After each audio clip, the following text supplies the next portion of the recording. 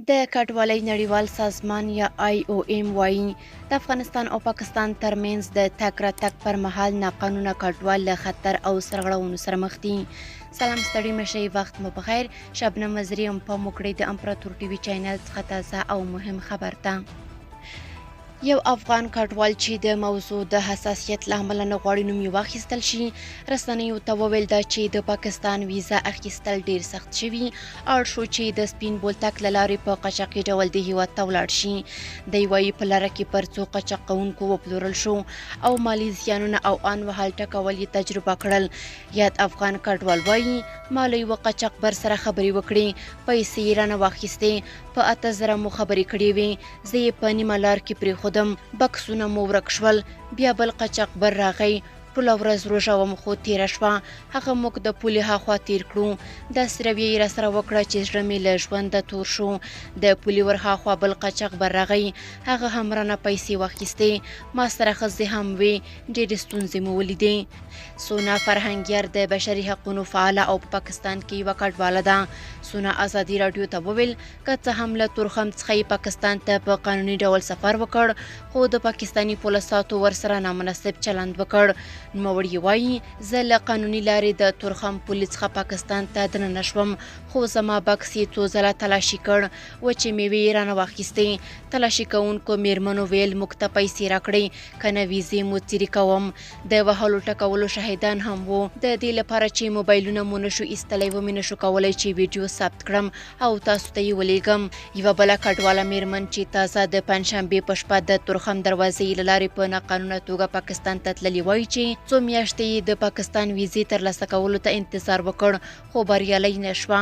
هغې رسنیو ته وویل چې له 4 کلنې لور سره د تورخم دروازې شاته ټوله ورځ انتظار وه څو پاکستان ته واوړي. یا د میرمن چې نه غواړي نوم یې یاد شي وایي 120,000 کلدارې یې له ما څخه واخیستې او 10,000 یې زما له لور څخه. زه د سهار 7 بجې تورخم ته ورسېدم، 6 بجې په ډېرو ستونزو د تورخم له وروستۍ دروازې څخه پاکستان ته دننه شوم. دا چې یوه میرمن له خپلې لور سره یوازې د سهار له 6 بجو د ماښام تر 7 بجو پورې انتظار پاتې شي او په دې ګرمۍ کې ښکته پورته ولاړه شي، ډېر ستونزمن کار دی. دا په داسې حال کې ده چې د کډوالۍ نړیوال سازمان یا IOM په یوه نوي راپور کې ویلي چې د افغانستان او پاکستان ترمنځ د تګ راتګ پر مهال ناقانونه او بې اسناده کډوال له خطر او سرغړونو سره مخ دي. دا سازمان زیاتوي ډیری افغانان هڅه کوي چې په قانوني یا غیر قانوني ډول پاکستان ته سفر وکړي، چې ډیری یې د کار، زده کړې، درملنې، د کورنیو لیدلو او یا د امنیتي ګواښونو څخه د تېښتې لپاره تر ډیره قاچاقي لاره غوره کوي، ځکه چې د دې سازمان په وینا ډیری افغانان لازم سفري اسناد نه لري. په دغه راپور کې ویل شوي چې د روان کال تر مارچ میاشتې پورې 340,000 افغانان د سرحدي سیمو له لارې پاکستان ته تللي او ښایي ډیری یې دا کار له غیر قانوني لارو کوي. د IOM راپور پر بنسټ د دواړو هیوادونو د کړکېچنو اړیکو له امله په پاکستان کې د افغان کډوالو د نیولو د وروستیو راپورونو له مخې په دې هیواد کې د هغو افغانانو وضعیت مخ پر خرابېدو دی چې د کډوالۍ قانوني اسناد نه لري.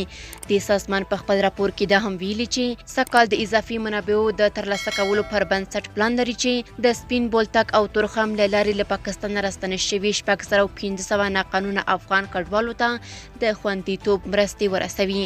خو د اسلامي امارت ویاند ذبیح الله مجاهد بیا ازادي راډیو ته وویل چې افغانان باید په خپل هیواد کې د پاتې کېدو هڅه وکړي. نوموړي ویلي موږ په وار وار د دې موضوع په اړه پاکستاني چارواکو سره غږېدلي یو، هغوی هم خپلې ستونزې لري، دوی ټولو ته اجازه نشي ورکولی، یوازې ناروغانو او هغه کسانو ته اجازه ورکوي چې ډیره اړتیا ولري، کنه بیا دې ته لاره خلاصیږي چې خلک د ناقانونه لارو څخه هڅه وکړي، افغانان دې هم په خپل کور کې پاتې شي او خپل ژوند دې تنظیم کړي، یوازې د درملنې یا عاجلو اړتیاو لپاره دې له قانوني لارو څخه ولاړ شي. ناقانونه لارې ډېرې ستونزې رامنځته کوي. دا په داسې حال کې ده چې په کراچۍ او د پاکستان په بېلابېلو ښارونو کې هغه افغانان چې د درملنې، زده کړو، له کورنیو سره د لیدلو او یا د امنیتي ګواښونو له امله تښتېدلي او د اړتیا وړ قانوني اسناد نه لري، د پاکستان د پولیسو لخوا نیول شوي او دا مهال لسګونه افغانان په کراچۍ او د نورو ښارونو په زندانونو کې په بد حالت کې دي، تر دې چې 4 تنه افغان کډوال د کراچۍ په زندانونو کې د مناسبو روغتیايي اسانتیاو د نشتون له امله مړه شوي هم دي.